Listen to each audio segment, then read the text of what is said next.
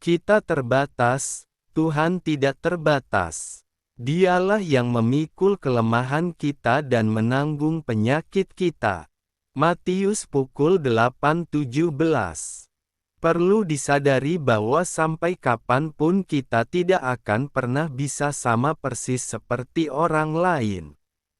Yang bisa kita lakukan adalah meneladani atau mencontoh sisi positif dari kehidupan orang lain, perihal keberhasilan, prestasi, atau kreativitas mereka. Ini dapat memotivasi kita untuk lebih bersemangat dalam menjalani hidup. Jika mereka bisa, tidak menutup kemungkinan kita pun juga bisa.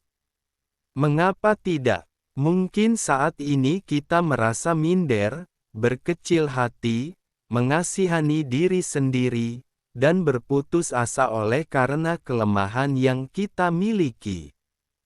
Tidak seharusnya kita bersikap demikian, karena sesungguhnya setiap orang selain punya nilai lebih pasti juga punya kelemahan, seperti peribahasa, tak ada gading yang tak retak, artinya tidak ada manusia yang sempurna dalam segala hal. Yang terpenting adalah apa yang kita kerjakan ketika menyadari bahwa di dalam diri ini ada kelemahan. Kelemahan diri adalah suatu keterbatasan yang kita warisi atau kita dapatkan karena suatu peristiwa yang terjadi, di mana kita tidak punya kuasa untuk menolak atau mengubah peristiwa tersebut. Kelemahan tersebut bisa berupa keterbatasan fisik, cacat penyakit tertentu, atau mungkin juga keterbatasan emosional berupa trauma, kepahitan, temperamen bawaan, atau juga keterbatasan kecerdasan. Terkadang Tuhan mengizinkan adanya kelemahan dalam diri seseorang dengan tujuan hendak menyatakan kuasa-Nya.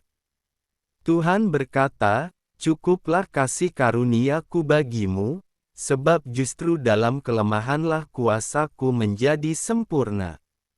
2 Korintus 12:9.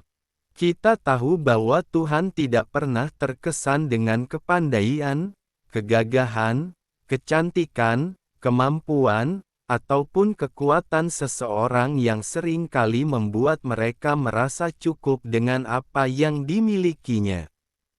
Karena itu Tuhan tidak pernah memilih seseorang berdasarkan apa yang terlihat secara kasat mata, tapi Ia melihat hati dan sangat tertarik kepada orang-orang yang memiliki kelemahan dan mau mengakuinya. Banyak orang sulit sekali mengakui kelemahannya, tapi cenderung membusungkan dada dan meremehkan orang lain. Terhadap orang yang demikian Tuhan sama sekali tidak berminat. Berbahagialah orang yang miskin di hadapan Allah, karena merekalah yang empunya kerajaan sorga. Matius 5:3. Membunuh orang yang benar. Kamu telah menghukum, bahkan membunuh orang yang benar dan ia tidak dapat melawan kamu. Yakobus 5:6. Bukan pembunuhan secara fisik yang dimaksudkan, bukan dalam pengertian menghilangkan nyawa yang menjadi alamat dari pengandaian ini, tetapi ketiadaberdayaan orang benar untuk melawan kemauan mereka yang berpengaruh besar dalam masyarakat. Tema perikop ini adalah peringatan kepada orang kaya yang sering melalaikan norma-norma kebersamaan, saling menerima dan menghargai, memperlakukan baik semua orang, bahkan melalaikan perintah Tuhan karena kekuatan kekuasaan kekayaannya. Membunuh orang benar adalah tindakan yang dilakukan oleh orang kaya yang sulit untuk dibendung jika melanggar norma sebab mereka punya pengaruh yang besar. Orang benar tidak dapat melawan orang kaya karena kekuasaan kekayaan yang dimilikinya membuatnya lebih tinggi dari kebenaran, tetapi pada akhirnya ia akan terhempas dalam kehidupan ini dan orang benar itu akan tetap benar. Sebab Engkaulah yang memberkati orang benar, ya Tuhan, Engkau memagari dia dengan anugerah-Mu seperti perisai. Mazmur pukul 5:13. Berbeda, unik dan berharga. Sebab Engkaulah yang membentuk buah pinggangku, menenun aku dalam kandungan ibuku. Aku bersyukur kepadamu oleh karena kejadianku dahsyat dan ajaib, ajaib apa yang Kau buat, dan jiwaku benar-benar menyadarinya.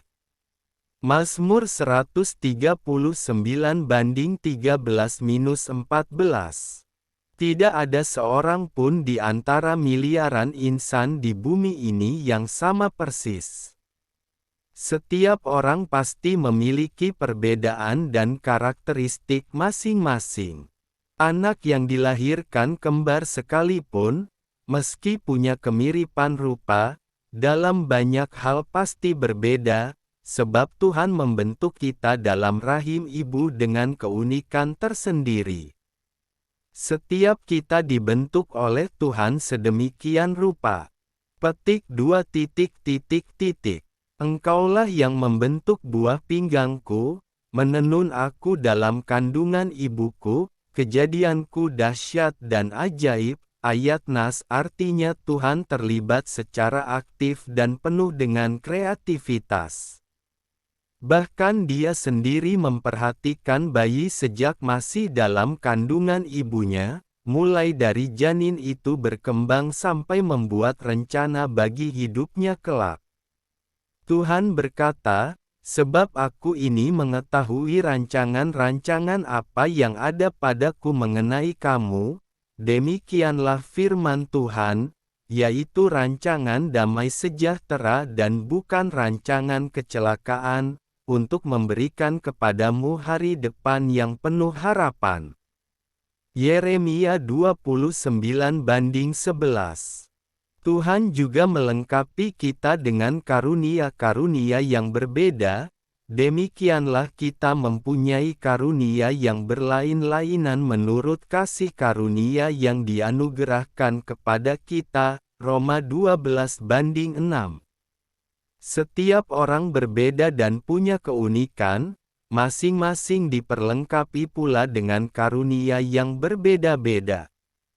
Oleh karena itu kita tidak perlu membanding-bandingkan diri kita dengan orang lain atau berusaha menjadi sama seperti mereka. Ada yang sampai stres, kecewa pada diri sendiri dan beranggapan bahwa Tuhan tidak adil kepadanya ketika melihat orang lain tampak sempurna, menurut penilaiannya, lalu berusaha sedemikian rupa ingin menjadi sama seperti orang itu. Adalah sah-sah saja kita mengagumi dan mengidolakan orang lain, tapi kita tidak harus menjadi sama seperti orang itu karena pada dasarnya setiap orang adalah berbeda. Karena itu bagaimanapun keberadaan kita, kita harus tetap merasa bangga menjadi diri sendiri dan tetaplah mengucap syukur kepada Tuhan. Oleh karena engkau berharga di mataku dan mulia, dan aku ini mengasihi engkau. Yesaya 43:4. Ilustrasi, elang muda dan angin. Di atas puncak pegunungan tinggi, seekor burung elang muda belajar terbang untuk pertama kalinya. Karena berasumsi bahwa terbang adalah hasil dari usaha keras semata, ia mengepakkan sayapnya sekuat tenaga tanpa henti. Ia menggerakkan otot-otot dadanya secara brutal, melawan hembusan udara, dan berjuang keras agar tubuhnya tidak merosot jatuh ke jurang.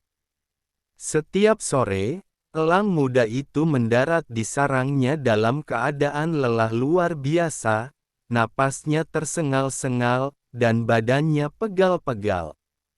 Ia merasa bahwa langit adalah tempat yang penuh tekanan, di mana ia harus terus-menerus bertarung melawan gravitasi dengan kekuatannya sendiri.